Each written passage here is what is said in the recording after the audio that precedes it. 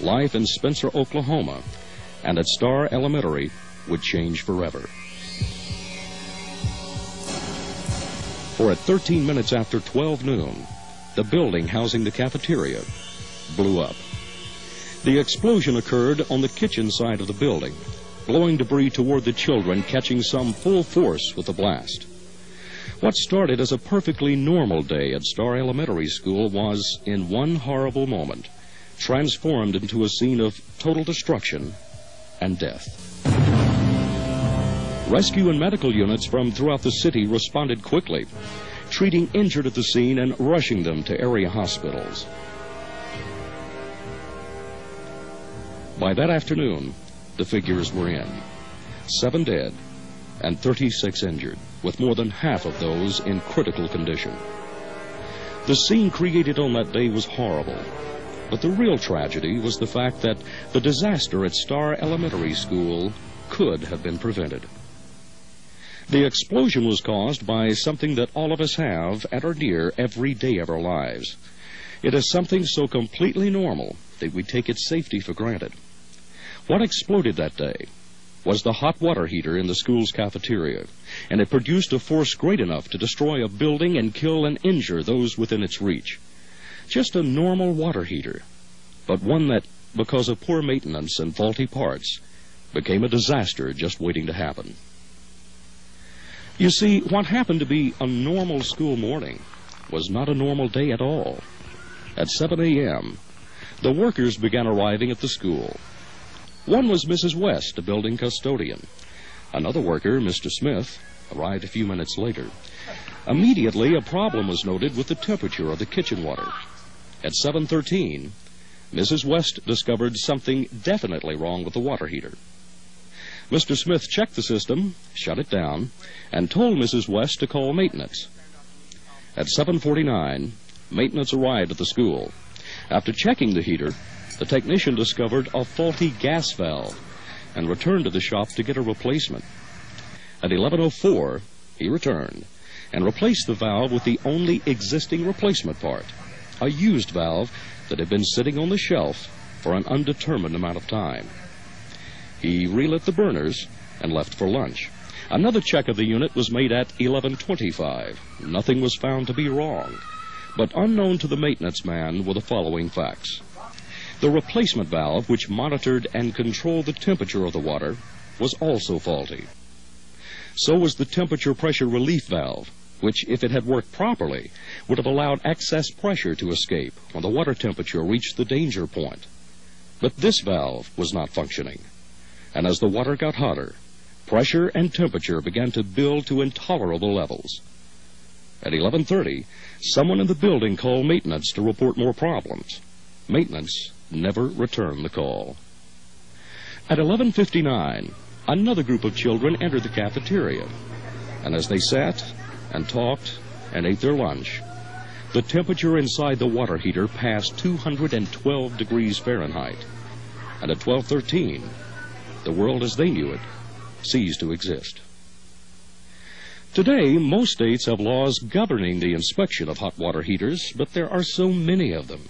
Remember, water heaters are everywhere, in churches, in motels, in places of recreation, in homes, and in office buildings.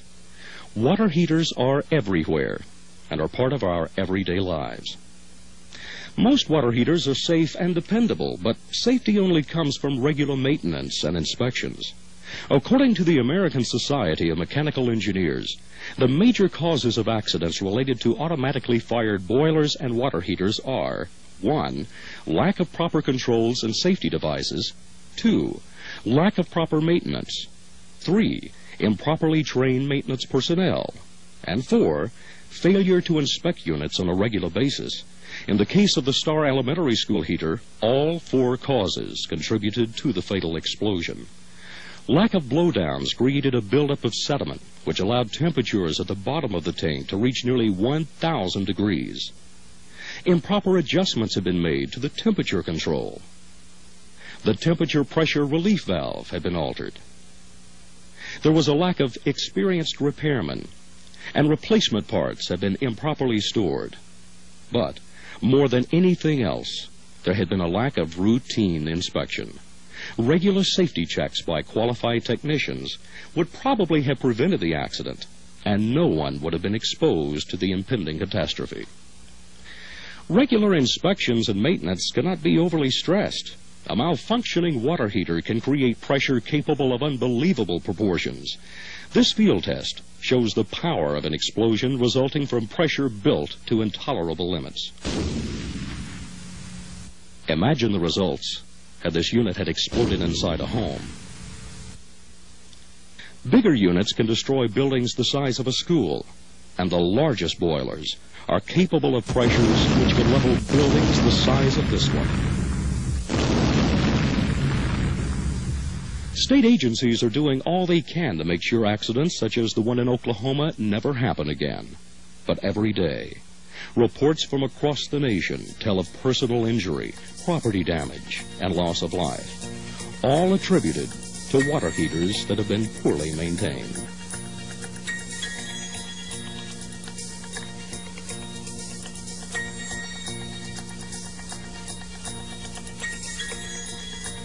If you are responsible for the water heater in your building, whether it be a home or public facility, it is imperative that regular inspections be made to ensure the safety of life and property.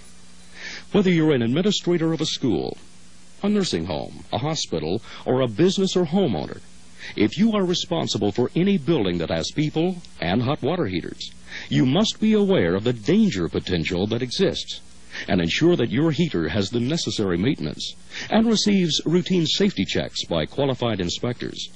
You must demand that all work performed on your equipment be done by trained, experienced personnel, and be sure to contact your jurisdiction authority for any problems or questions concerning the safety of your water heater. Regulatory agencies such as your state's Boiler Inspection Division and the National Board of Boiler Inspectors want all water heaters to be safe, and are constantly trying to find better ways to make the public aware of the hidden dangers produced from improperly maintained equipment. Here are some of the basic and most frequently discovered hazards. Drain valves completely capped off, preventing periodic draining of sediment from the tank. SRV discharge lines reduced to 3/4 inches at the 90-degree turn. Combustion air supply vents completely blocked off. Safety valves capped off. Safety valves removed and the opening capped off. Safety valves improperly attached. In this instance, the outlet should be facing down to prevent sediment buildup, something which could render the valve inoperative. Poorly maintained vent piping, creating a fire and carbon monoxide hazard. New heaters stored with such combustible materials as gasoline. Unattached operating gas lines, creating the hazard of fire and explosion. All of these problems present a danger potential that could lead to an explosion. But of all these problems, none are more important than those dealing with the temperature pressure relief valve. And an operative safety relief valve is an open invitation to disaster. Inspectors have even discovered cases where part of the valve had been removed, probably to facilitate easy installation, but nonetheless rendering the valve completely inoperative and dangerous.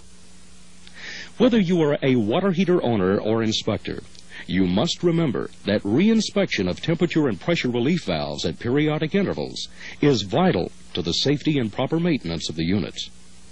Every relief valve has a test lever.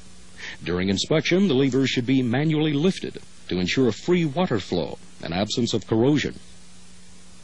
Valve installation is very important. It must be immersed in tank water and located in the top 6 inches of the tank to accurately sense the water temperature. Every temperature and pressure relief valve should have a nameplate attached, which should include the pressure setting, the AGA rating, the type number, and the dating code. And valves over 3 years old, based on the dating code, should be removed and visually inspected for accumulations of corrosion deposits, and to ensure the part has not been altered or improperly repaired. If so, the valve should be replaced. The tragic